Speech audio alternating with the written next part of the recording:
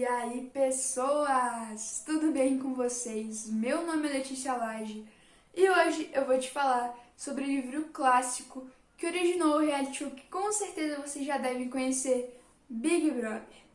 Eu vou explicar nesse vídeo quem é o verdadeiro grande irmão, qual é essa relação aí, um pouquinho mais sobre a história desse livro clássico e também vou falar uma curiosidade muito legal sobre o autor no final desse vídeo.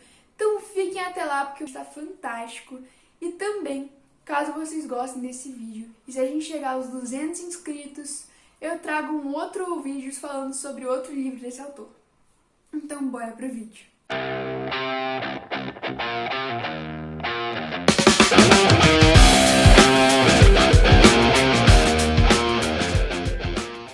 O tema do vídeo de hoje é o livro 1984, que é uma distopia que mostra um cenário político completamente desconfigurado. Vocês já vão entender por quê. Mas o que a gente precisa começar a entender sobre essa história? É o seguinte, é como se o mundo fosse dividido em basicamente três grandes potências, que são a Oceania, a Lestásia e a Eurásia. Não é a Oceania que a gente conhece, tá bom? É bem diferente de visão. Vou deixar um mapinha aqui em cima. Foi feito pela Augusto, então é bem legal a gente ver isso. Caso vocês estejam curiosos, no Google tem vários desses mapas sobre esse livro, mas esse foi o que eu achei mais legal mesmo. Então vamos lá. A trama central se passa na Oceania, que está em constante guerra com as outras duas potências. Tudo se passa em Londres, na Londres que a gente conhece mesmo. E a sociedade é toda controlada por uma ditadura, ou seja, por um partido que controla essa ditadura. E como que funciona isso? Como todo partido tem que ter um líder, certo?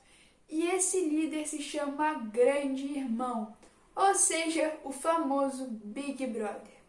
É como se tudo fosse uma pirâmide. Então, em cima a gente tem o Grande Irmão, o Big Brother, embaixo a gente tem o núcleo do partido e embaixo a gente tem os proletas, que são pessoas que vivem as suas próprias vidas, sabe? Não se intrometem muito ali e também não vivem de acordo com o partido. E agora vocês vão entender qual é a relação, como esse livro originou o reality show. É o seguinte, além de tudo isso, de a sociedade ser uma ditadura, ela ainda tem uma outra particularidade, uma outra informação, que eu não posso omitir de vocês, porque é aí que vocês vão começar a entender tudo. A sociedade, a população, é 24 horas por dia vigiada pelo governo, por teletelas, que é basicamente uma telinha mesmo, que te grava, te filma, e além disso fica soltando propaganda política do partido também o tempo inteiro, então você não tem um descanso, você não tem um respiro, sabe? Então daí a gente já dá pra entender a dinâmica do Big Brother todo. Já dá pra entender como esse programa foi originado, porque eu sempre parti da ideia de que o nome do show fosse porque eles são todos brothers, são todos amigos, só que na verdade não é isso. O nome é por causa do ditador, Grande Irmão, e a dinâmica do programa é por causa dessa vigilância aí das teletelas. Essa é a relação com o Big Brother e vamos continuar aí a contar a história para vocês entenderem um pouquinho mais do porquê que esse governo vigia a sociedade 24 horas por dia. E qual que é a lógica de tudo isso? Qual que era o objetivo do negócio? Bom, todo cidadão que era comandado aí por esse governo, que vivia nesse governo, tinha que ter um negócio chamado duplo pensamento. O que é duplo pensamento? Quando você tem contradições na sua cabeça sobre aquele mesmo assunto, você tem opiniões diferentes sobre aquela coisa.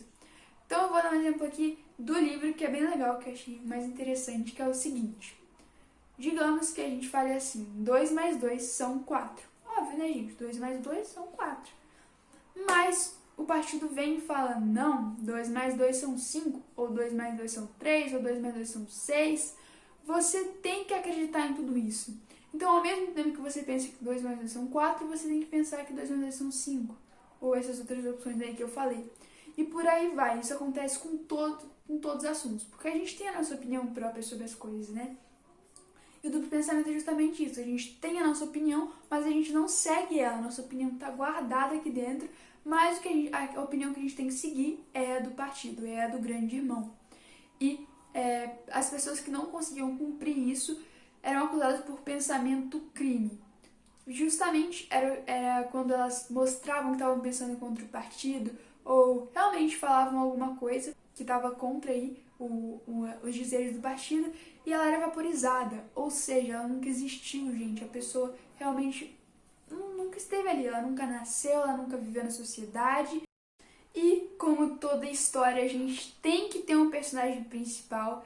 E eu precisei falar dessas outras coisas para começar a falar do personagem, que se chama Winston Smith.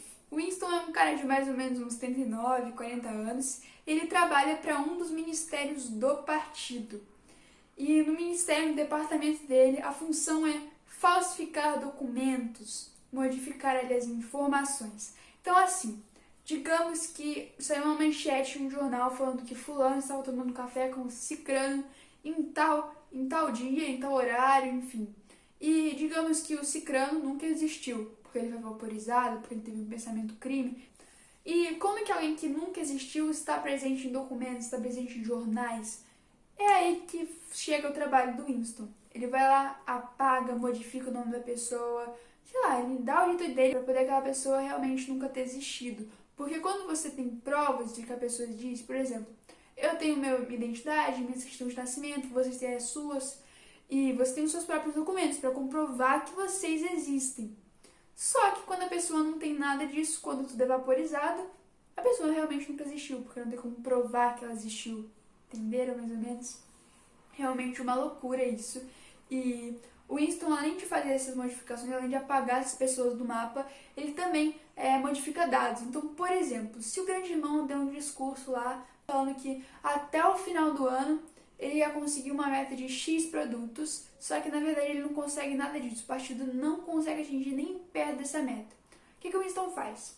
Ele coloca a meta mais baixo do que o partido realmente conseguiu alcançar, e para poder falar assim, nossa, que legal, o grande irmão estava certo, ele é o herói de todos, e eles conseguiram ultrapassar a meta do final do ano. Esse é o trabalho do Winston, e a verdade é que realmente é um trabalho sujo. Então, ele tem que estar sempre com duplo pensamento. Só que chega uma hora que a pessoa cansa, né, gente? Porque não tem como. E o Winston realmente começa a ter o chamado pensamento crime. Ele começa a contradizer o que o partido fala, começa a pensar mais sobre as coisas e várias coisas vão acontecendo. Ele se junta a pessoas que também são contra o partido ou são supostamente contra o partido, porque as pessoas também têm que tomar cuidado com isso. E nessa sociedade as pessoas têm que tomar cuidado até com os próprios filhos, porque as crianças não são como a gente é, sabe? Não tem esse amor pelos pais. Winston não tem filhos, mas alguns dos colegas dele de trabalho têm filhos e foram delatados para a Polícia das Ideias, que é o que vigia as pessoas e o que prende e é responsável por vaporizar, torturar.